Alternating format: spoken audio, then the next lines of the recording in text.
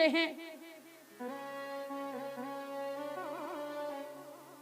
जिनके बारे में संत जन गुणगान करते हैं।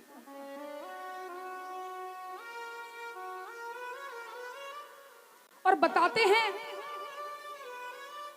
कि कठोर परीक्षा अनेक बार इन संतों को देनी पड़ी।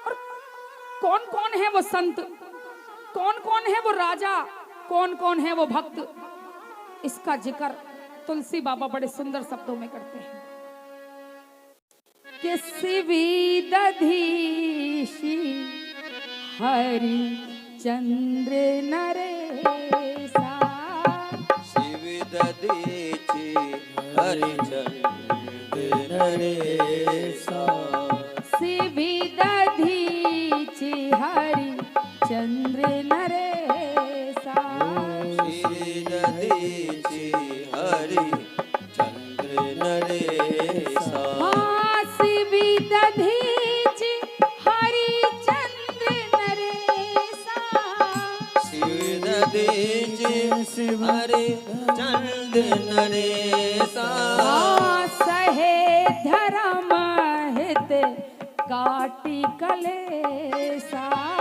सहे धर्म हित काटे कलेसा, और रंती देव, हाँ रंती देव बलि धूप सुजाना, रंती देव बलि भूप विधाना, रंती देव बलि धूप सुजाना, रंती देव बलि भूप सुजाना, और धराहु धर्म सही संकट नाना, धर्म धर्म संकट विनाना।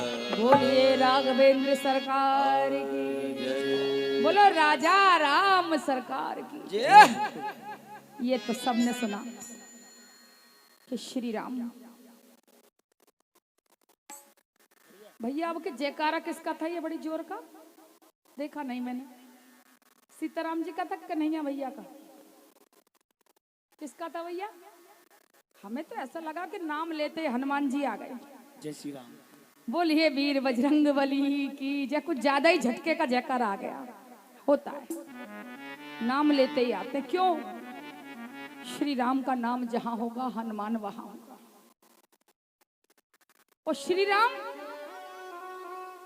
जिनके कुल में आए हैं वहां बड़े बड़े प्रतापी राजा हुए। इक्ष्वाकु वंश, चंद्रवंशी, इन्हीं के कुल में हुए हैं महाराज हरिश्चंद्र। बंधु जिन्होंने अपनी सत्य निष्ठा के लिए सर्वस्व दांव पे लगा दिया।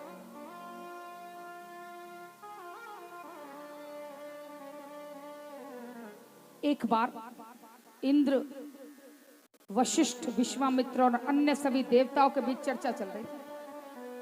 बोले तीनों लोकों में इस वक्त सबसे ज्यादा सत्यवादी धर्मनिष्ठ कौन है? तो वशिष्ठ जी ने नाम ले दिया राजा हरिश्चंद्र का। विश्वामित्र जी बोले हम कैसे मान लें? बोले नहीं मानते प्रभु तो आजमा कर देख लो, क्योंकि परीक्षा हो जाएगी तो आप स्वयं मान जाओगे। विश्वामित्र जी ने कह दिया किसी रोज परीक्षा का घड़ी आएगी तो हम परीक्षा भी ले लेंगे। और एक रोज राजा घोड़े पे चढ़ के जा रहे थे। क्या देखते हैं कि जंगल में एक स्त्री रो रही है। कहा देवी हमारे राज्य में कोई दुखी नहीं, कोई किसी पे अत्याचार नहीं करता। आप कौन हैं? आपका नाम क्या है? और आपको किसने सताया है? किस कारण से रो रही है? और वो वास्तव में स्त्री नहीं थी। परीक्षा की घड़ी शुरू हो गई थी राजा की। तो बोले मेरा नाम कामना है। और महर्षि विश्वामित्र मुझे पाने के लिए यज्ञ कर रहे हैं। राजा ने देखा, अरे एक कन्या के लिए यज्ञ हो रहा है पाने के लिए, अगर शक्तियां अर्जित कर ली तो विश्वामित्र इस कन्या को पा जाएंगे, अबला का अनादर हो जाएगा मेरे राज में। और महाराज ने पहली बार अधर्म का काम करा किसी के लिए, और जाके विश्वामित्र का यज्ञ भंग करवा दिया। असल में महाराज ने काम नहीं किया था, विश्वामित्र ने अपनी योग शक्ति से कन्या प्रकट करी थी। क्यों? क्योंकि वो इतने महात्मा थे, विश्वामित्र की हिम्मत ही नहीं थी कि उनकी परीक्षा ले। सो जानबूझ के उनको पहले अधर्म के काम में फंसा दिया। बोले अब हमारी हिम्मत है, आपने हमारा यज्ञ भंग कराया, अब हमारा हक है कि हम आप पे क्रोध करें। सो भगवान की प्रेरणा थी, राजा की परीक्षा की घड़ी थी, और विश्वामित्र जी एक विशाल काय सूकर के रूप में प्रकट हो गए। राजा तो घोड़े पर चल के अपने राज दरबार में गए, और इधर सूकर के रूप में पूरी की पूरी जो राजवाटिका थी, विशाल काय सूकर, हल्ला कट गया महाराज की सभा में। महाराज के सब सैनिक कहे, महाराज महाराज आज एक ऐसा सूकर आ गया है, सारे माली मारे गए हैं और पूरी उसने वाटिका उजाड़ दी। महाराज घोड़े पे चढ़ के आए, और घोड़े पे चढ़ के बंधुओं आज उस सूकर के पीछे चल दिए। सूकर नहीं था, साक्षात विश्वामित्र जी थे, जो राजा को भटका के दूर ले जाने के लिए आए थे। और राजा को भटका के दूर ले गए, और जब दूर अपनी नगरी से चले गए राजन घोड़े पे चढ़ के, तो आज देखा सूकर तो गायब हो गया, और एक ऋषि महात्मा बैठे हैं। राजा ने देखा तो प्रणाम किया, ये भी विश्वामित्र थे और कोई नहीं, और कहा महाराज मैं आपकी सेवा में क्या कर सकता हूं, क्योंकि संतों का बड़ा आदर करते हैं राजा हरिश्चंद्र। बोले राजन मेरे लिए तो कुछ नहीं चाहिए, पर हाँ मेरे बहू बेटे हैं, ऋषि कुमार है, कुछ देना चाहते तो उनको दो। बोले जो चाहो महाराज, जो कहोगे, जो मुझसे बन पड़ेगा मैं वादा करता हूं आपको वही दूंगा। बोले ऐसे नहीं राजन, संकल्प करो कि हम जो मांगेंगे सो आप हमें दोगे। राजा ने जल हाथ में ले दिया। ये है भक्ति। क्यों? क्योंकि राजा का नियम है, संत जो मांगेंगे उसे पता है संतों के मांगने से कभी घटता नहीं, और बिना सोचे समझे आज राजा ने संकल्प कर लिया। बंधुओं कहा राजन कल हम आपकी सभा में आएंगे, और कल बोले नहीं महाराज संकल्प है तो सभा की क्या जरूरत, वादा तो वादा है। बोले देखो मुकर मत जाना।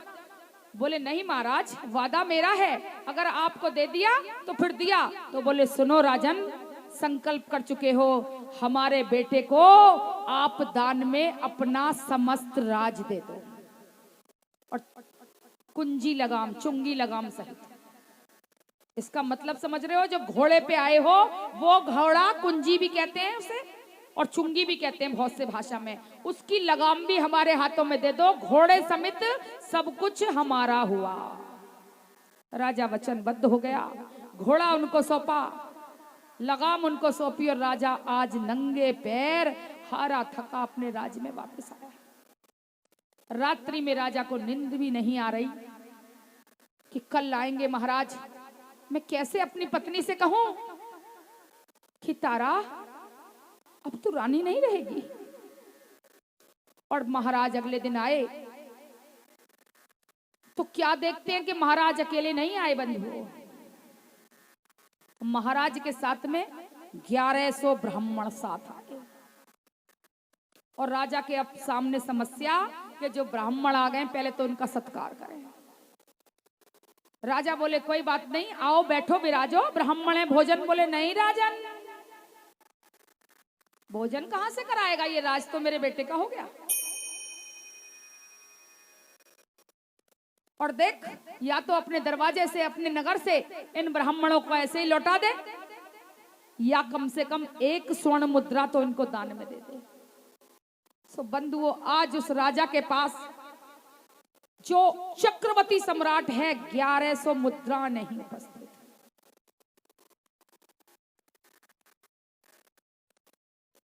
बोले राजन, कहीं से भी हमारी 1100 मुद्राओं का इंतजाम कर, या स्वीकार कर ले कि तू सत्यवादी राजा हरिश्चंद्र नहीं, तेरे द्वार से आके भिक्षुक ये संत वापस चले जाएंगे। राजा बोला, महाराज मैं किसी भी तरह से आपकी मुद्रा चुकाऊंगा, लेकिन मुझे बस कुछ समय दे दो। बोले जा, समय दिया। बोले मैं अपनी पत्नी से जाके वार्ता करूं।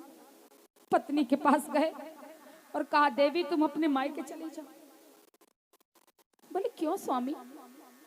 बोले देवी, इस तरह से मैं सब कुछ दान में लुटा चुका हूं, तुम अपने बेटे रोहतास को लौट चली जाओ। बोले नाथ, फेरे लिए सदा आपका साथ दिया, और आज जब आप भगवान के नाते सब कुछ करने जा रहे हो, लुटाने जा रहे हो, मैं आपका साथ छोड़ जाऊं? नहीं। बोले रानी तुम समझती नहीं हो, राज के बाद भी मैं कर्जदार हूं, मुझे 1100 मुद्राएं अपने आप को बेच के देनी पड़ेगी, क्योंकि उस जमाने में दास प्रथा थी और मनुष्यों का क्रय विक्रय होता था।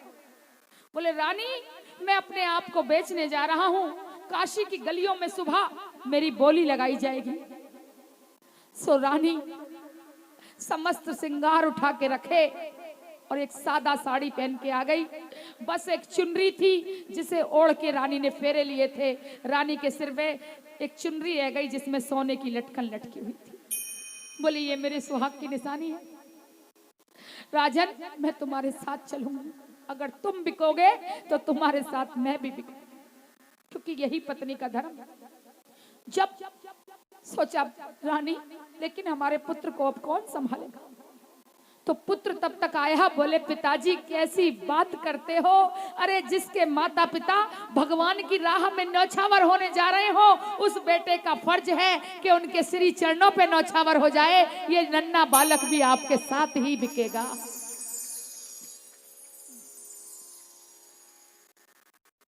बंधु संत जन वर्णन करते हैं, अपने भाव में गाते हैं। हो एक राजा था, एक राजा था, धर्मात्मा राजा हरिश्चंद्र। हो एक राजा था, धर्मात्मा राजा हरिश्चंद्र। ओ धर्म कर्म के नाते जिसने खुद को लुटा दिया। एक राजा था, धर्मात्मा राजा हरिश्चंद्र। हाँ राजा हरिश्चंद्र। बोलो बांके बिहारी लाल की। आज चल दिए और बोली लगी। सबसे पहले मां के साथ बेटा है, जो कुलवधु इक्ष्वाकु वंश की कुल घराने की रानी है, आज बीच चौराहे पे लाके खड़ी कर दी गई। ये परीक्षा है बंधु। आज हल्ला कट रहा है, सुनो।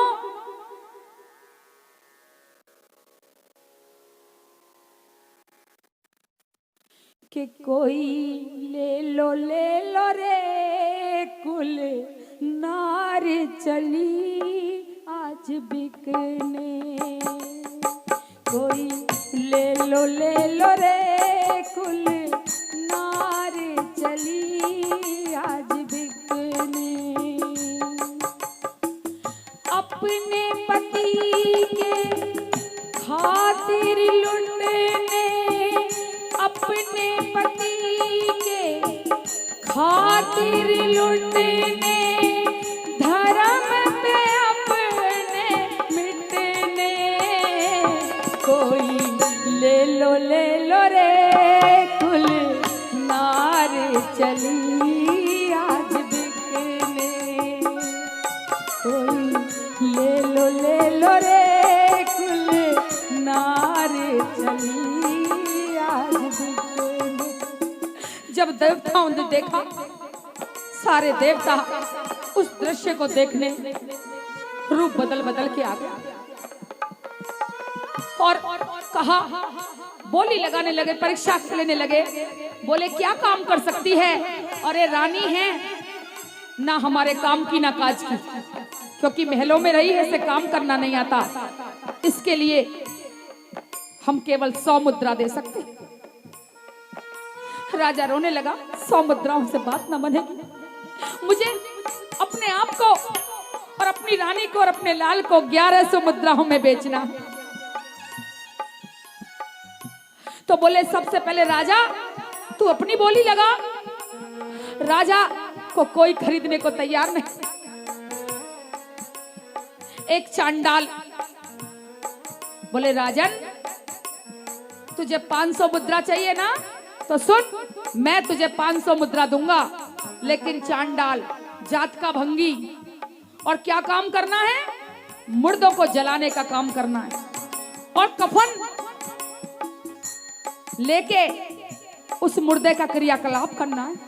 राजा जिसकी पूजा में हजारों पंडित उसके साथ पूजन करवाते हैं, जो चलता है जिसके पांव के नीचे फूल बिखेर दिए जाते हैं, आज भगवान ने उसको चांडाल बनाने की सजा दे दी।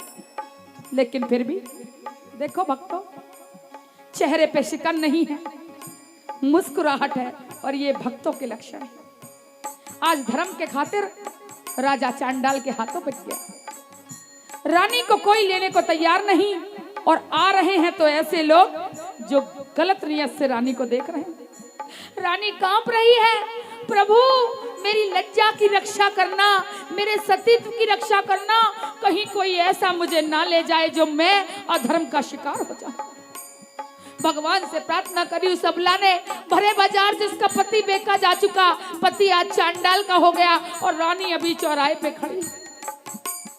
सो बंधुओं, एक पंडित जी आए, बोले मेरी पत्नी बूढ़ी हो गई है, मुझे पूजा इत्यादि के लिए फूल लाने के लिए एक बेटा, ये बच्चा चाहिए जो पुष्प तोड़ के लाए, और भोजन इत्यादि बनाने के लिए, ठाकुर के प्रसाद के लिए ये स्त्री चाहिए, और मैं बदले में 600 मुद्राएं दूंगा।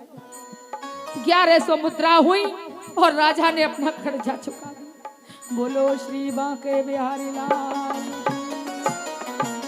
आज राजा की परीक्षा अभी खत्म हुई। सारे दिन काम करने के बाद राजा को सारे दिन काम करवाया। वो काम कराने के बाद में कुल पाव भर सत्तू मिले। बोले राजन तुम्हें सारे दिन काम करने के बाद ये पाव भर सत्तू में ही अपना गुजारा कर।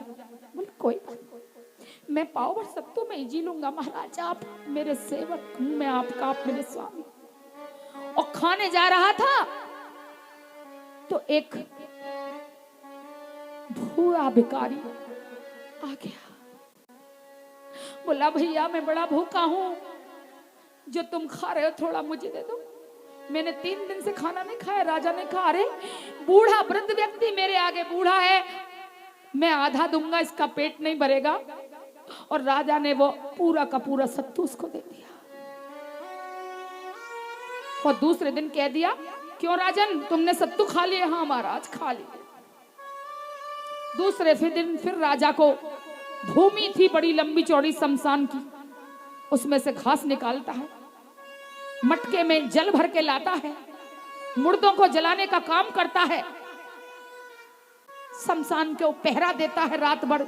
जलती चिताओं पे महलों का सोने वाला फूलों में आज जलती चिताओं पे वास करने लगा। दूसरे दिन थोड़े से चने मिले।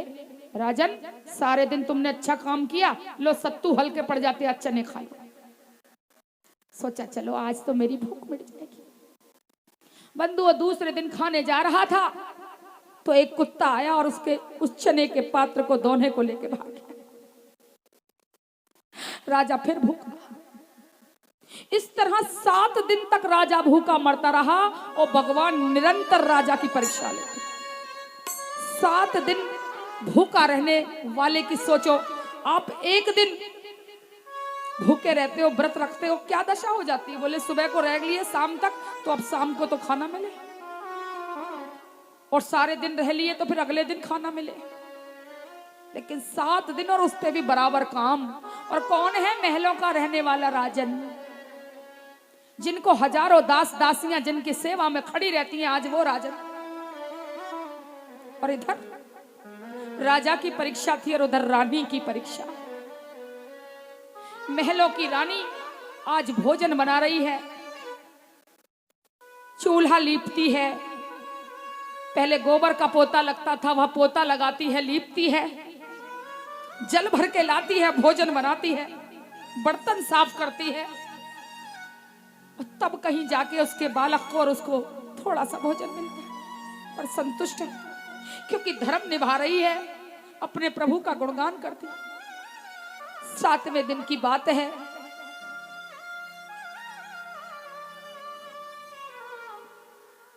आज ये रानी अपने मालिक के लिए, पंडित जी के लिए जल भरने, भगवान का भोग बनाने के लिए नदी पे गई।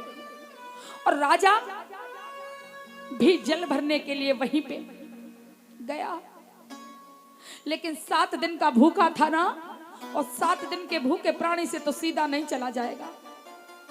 सो राजा को मूर्छा आ गई, राजा वहीं मूर्छित हो गया। थोड़ी देर बाद होश आया और मटका नहीं उठ रहा था। उधर से उनकी पत्नी रानी जा रही थी अपना मटका लेके। कहा, देवी जरा मेरे मटके में हाथ लगा दो, मुझ में सामर्थ्य नहीं है जो मैं ये मटका उठा पाऊं। पत्नी पहचान गई, अरे ये मेरे स्वामी हैं।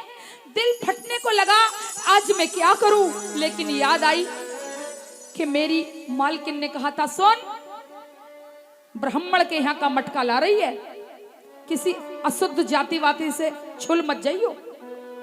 नहा के स्नान करके सीधी किसी से बिना छुले मटका लेके आएगी तो ही तेरी पूजा स्वीकार होगी। सो आज रानी अपने कर्तव्य के कारण मजबूर है और कह दिया, ए चांडाल, तू दूर रहे, मैं ब्राह्मणी हूं, सत्संगी।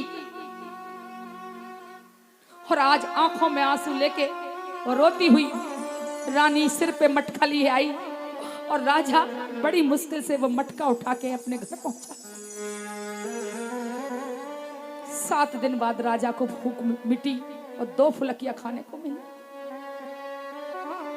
अरे परीक्षा होती नहीं बंधु, लेकिन राजा ने अपना धर्म नहीं छोड़ा। और इसी तरह 1 साल बीत गई। पूरी 1 साल तक राजा रानी अपने धर्म का निर्वाह करते रहे। और बंधु, आज वह घड़ी आ गई जिस घड़ी पे अच्छे अच्छे का दिल डामाडोल हो जाए। मैं भोजन बना रही हूँ, ठाकुर जी को भोग लगा के तुझे खाना खिलाऊंगी, क्योंकि राजकुमार तुझे सुबह ही सुबह खाने की आदत है मेरे लाल। सुबह होती थी तो लोरी गा के मैया उठाती थी, और आज उठते ही फूल तोड़ने की सेवा है। देख लाल, संभल के जाइयो। इधर भोजन बना रही है पंडित जी के लिए कि जो बचेगा माँ बेटे खाएंगे। और इधर क्या हुआ, लाल को एक काले नाग ने डस लिया। वही लाल पड़ा है नाग का डसा, और इधर माँ इंतजार कर रही है, कह नहीं सकती क्योंकि मालकिन से कहेगी तो बड़ी मार लगेगी। मन तड़प रहा है, मेरा राजकुमार है, उससे ज्यादा देर भूखे रहने की आदत नहीं। और एक कितने प्रकार के व्यंजन बनते थे, उसकी सेवा में उपस्थित होते थे, आज मेरा लाल भूखा है। क्या बात हो गई ईश्वर, किसने रोका। और अपने भगवान से कहती है कि मेरा लाल अभी नहीं आया हो, मेरा लाल नहीं घर आया हो, मेरा लाल अभी नहीं आया, मेरा लाल अभी नहीं आया। ना जाने क्या बात हो गई, ना जाने क्या बात रात हो गई, भोजन तक ना पाया मेरा लाल नहीं घर आया हो मेरा लाल अभी नहीं आया। बोलिए बांके बिहारी लाल की। आज मैया रो रही थी, तब कानों में आवाज पड़ी, अरे सुनो, आज पता है एक घटना हो गई। कान लगाए, क्या हुआ? थोड़ा बाहर निकल के आई, अरे कोई बड़ा सुंदर राजकुमार जैसा घुंघराले बाल हैं, बड़ा सुंदर गोरा कुंवर, और किसी नाग ने डस लिया, वहां जंगल में पड़ा है। कोई सुना है फूल तोड़ने गया था, और जो सुना तो आज महारानी जो तारा रानी है, जो जिसके फूलों में पग भिजते हैं, जो बिना पालकी के चलती नहीं, आज अपनी मालकिन के पास गई। मालकिन आ गया हो तो मैं अपने लाल को देखा हूं, अभी तक नहीं आया। बोले रोक, पहले भोजन लगा, भगवान की थाली मांझ, आरती की थाली तैयार कर, भोग लगा। अरे जिसको ये खबर मिल जाए कि उसका बेटा काले नाग ने डस लिया, उस माँ की क्या हालत होगी। लेकिन आज तारा रानी भगवान की सेवा में पहले सारी सेवा भाव से करती है और प्रार्थना करती है, प्रभु मेरा कोई नहीं है तुम्हारे साथ, बस तुम ही मेरे लाल की रक्षा कर सकते हो। आज पूजा करके बंधुओं जो पहुंची तो क्या देखती है कि लाल तो मर चुका है, लाल तो छोड़ के जा चुका है, पछाड़ खा गई। कलेजे से उसके सबको लगाया, लाल अरे तू ही एक सहारा था और अपनी मैया को छोड़ के चलो गए, कोई मदद को दासी है, कोई सहारा नहीं। रात हो गई थी उसे पहुंचते पहुंचते, और आज अपने लाल को लेके चली कि अब इसके सबके अंत्येष्टि कर।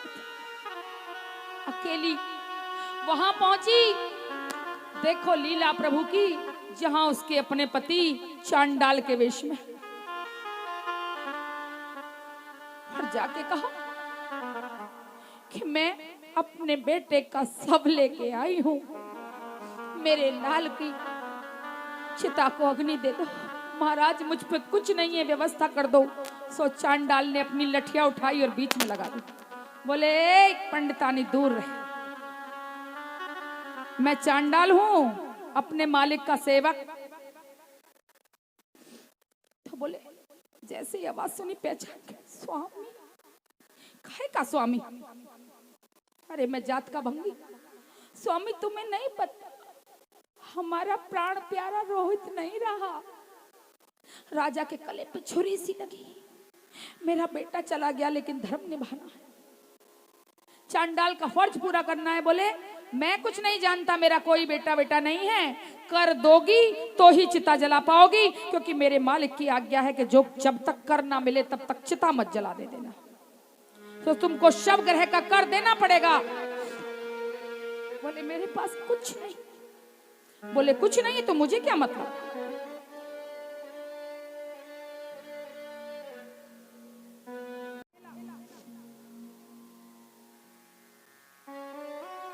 तो कहती है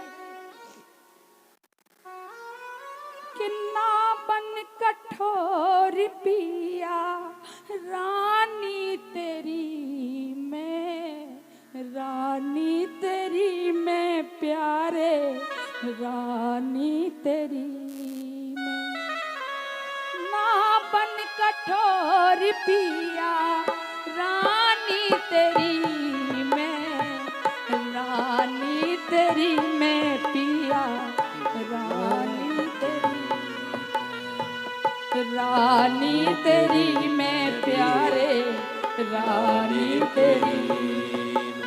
जब ये सुना तो चांडाल बनाए हुए राजा हरिश्चंद्र कहते हैं कि घाट पे समझ गया, घाट पे ही समझा मैं तो कहानी तेरी मैं, ना बन कठोर पिया रानी तेरी मैं, ना कठोर बन पिया तेरी मैं। ओ उसी दिन समझ गया था कहानी तेरी मैं, ना बन कठोर पिया रानी तेरी मैं।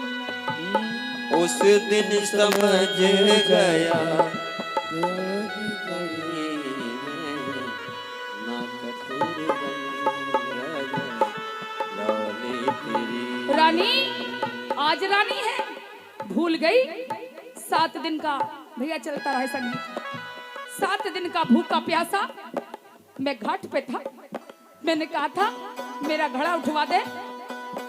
तूने क्या कहा था, ए चांडाल पीछे हट, मैं सत्संगी पंडितानी हूँ। और आज कहती है मैं तेरी रानी हूँ। तो सुन, तू उस दिन पंडितानी थी और आज मैं चांडाल हूँ। रोती है, अनजाने में हुआ पिया ना मैं बेढंगी, अनजाने में हुआ पिया ना बेढंगी। मैं ना कोई राजा तेरे नजर में मैं भंगी, मैं ना कोई राजा तेरी नजरों में भंगी। हाँ अनजाने में हुआ पिया ना मैं बेढंगी। राजा कहता है मैं ना तेरा पिया, मैं तो चांडाल भंगी। चांडाल भंगी। वक्त बुरा मेरा पिया काहे ताने मारो, लाल चला गया मेरा कुछ तो विचारो। मेरा चला गया कुछ तो विचारो। हाँ वक्त मेरा बुरा पिया काहे ताने मारो, लाल मेरा चला गया कुछ तो विचारो। लाल मेरा चला गया कुछ तो विचारो। ना संभाल सकी निशानी तेरी मैं, ना बन कठोर पिया रानी तेरी मैं, ना बन कठोर पिया रानी तेरी मैं।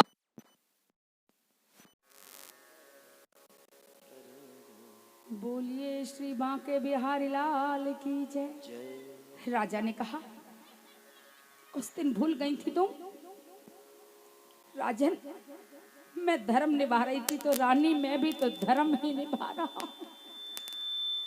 तेरा लाल गया है तो मेरा भी तो लाल चला गया। क्या तेरे कलेजे पे चोट नहीं पड़ी थी? पड़ी थी पिया, बहुत पड़ी थी। आपकी दशा को देख के 3 दिन भोजन नहीं किया था मैंने, लेकिन सामने फर्ज निभाया था, क्योंकि प्रेम से बड़ा फर्ज होता। तो रानी तूने उस दिन फर्ज निभाया, मैं आज फर्ज निभा रहा। और सुन, तू कैसे कहती है तेरे पास कुछ नहीं? चांडाल की भाषा में बोलने लगा। अरे तेरे पास अभी तक तेरे सुहाग की चुंदरी है, जिसे तू अपने आप से कभी अलग नहीं करती, जिसको स्वयं विश्वामित्र जी जिन्होंने पूरा राज ले लिया, इस चुन्नी को हाथ नहीं लगाया, क्योंकि ये सुहाग की पतिव्रता की स्त्री है, की चुन्नी है, इसमें सोने की लटकन है। हाँ राजन, ये चुन्नी तो, लेकिन ये मेरे सुहाग की निशानी है। एक सुहागन अपने सुहाग की निशानी कैसे दे सकती है? बोले सोच ले, या तो अपने लाल का अंतिम संस्कार कर ले, या अपने सुहाग की निशानी को लगा के गले से डोलती रहे। आज रानी हाथ जोड़ के खड़ी हो गई, मुझसे तो ना उतारी जाएगी। अगर आपको अपना कर्ज चाहिए तो उतार लो मेरे सुहाग की चुन्नी और ले लो अपना कर्ज, और मेरे लाल का अंतिम संस्कार कर। और राजा जैसे ही उस सुहागन की चुन्नी लेने के लिए चढ़ा, वहीं पे भगवान प्रकट हो गए। बस राजन, बहुत हुआ, बहुत हुआ, बहुत हुआ। रोहतास कुमार उसको हाथ लगाया और वो नारायण नारायण कहता हुआ जीवित हो गया। और जो सर्प था वो कोई और नहीं, स्वयं विश्वामित्र जी। जो चांडाल था जिसके यहाँ रहे थे वो कोई और नहीं, खुद धर्मराज थे। और जो बेटा बना था वो राजा इंद्र थे। और जिस ब्राह्मण के घर में, ये ब्राह्मण के घर में खाना बनाती थी वो वशिष्ठ जी थे। और सब संत मिलके इनकी परीक्षा ले रहे थे। रानी तुम धन्य हो, राजन तुम धन्य हो। अरे एक सती की सुहाग की चुन्नी उतरते हुए हम देख ना सके, हमने हर चीज देखी, लेकिन हमसे भी ये परीक्षा नहीं पूरी दी गई कि एक सुहागन के सिर से उसकी सुहाग की निशानी छीनते हुए देख ले। तुम धन्य हो राजन।